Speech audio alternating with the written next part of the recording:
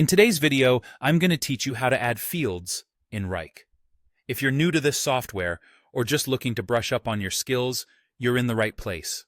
We'll take it step by step so you can follow along with ease. Begin by opening your preferred web browser. It could be Chrome, Firefox, Safari, or whichever one suits you best. In the search bar, simply type Wrike. This will bring up Wrike's official website as the top search result. Click on that link. Once you're on the Wrike homepage, you'll see options at the top right. If you already have an account, proceed by clicking Log In. For those who are new, you may see an option labeled Try Wrike for free. Selecting this will guide you through the sign-up process. After logging in or signing up, you'll find yourself on your Wrike dashboard. From here, navigate to the specific project, folder, or space where you need to add your field. Take a moment to consider where this new field will be most beneficial. Effective organization can make all the difference in your workflow. With your desired project, folder, or space open, it's time to switch to the table view. This is where you'll have the flexibility to manage and view all your data in a structured format that closely resembles a spreadsheet. Now, look at the top of your screen. You should see a variety of headers. Search for the option labeled Fields.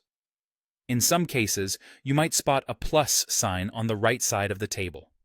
Clicking either of these will lead you to the next crucial step in this process. A list of field names will appear, and here you'll want to type the name of the custom field you're intending to add. As you type, matching fields may appear based on your previous entries or standard fields. If none match your requirement, look for the option Add Custom Field.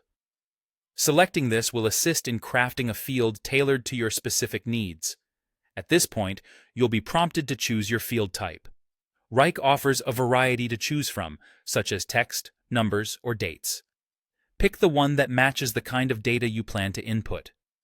Once you've made your choice, give your new field a descriptive name, something intuitive that captures the essence of the data it will hold. Once everything is set, finalize by clicking the Create button.